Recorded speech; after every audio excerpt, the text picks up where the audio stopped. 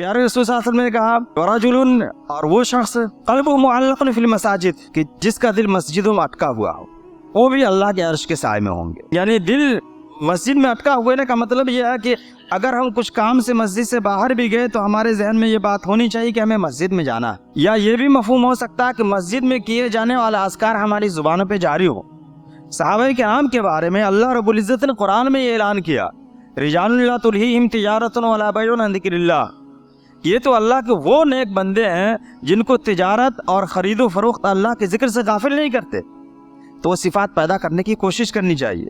प्यारे रसूल सल्लल्लाहु अलैहि वसल्लम ने कहा कि वो लोग जो अंधेरों में मस्जिदों में जाते हैं उनको मुकम्मल नूर की बशारत सुना दो क़यामत के दिन। एक और हदीस में प्यारे रसूल सल्लल्लाहु अलैहि वसल्लम ने कहा कि जो शख्स सुबह के वक्त या शाम के वक्त मस्जिद में जाता है तो गोया कि अल्लाह रब्बुल इज्जत क़यामत के दिन जो है उसके लिए मेहमानी तैयार करके रखेगा। तो गोया कि मस्जिदों से दिल को लगा करके रखना ये बहुत खूबी की बात है।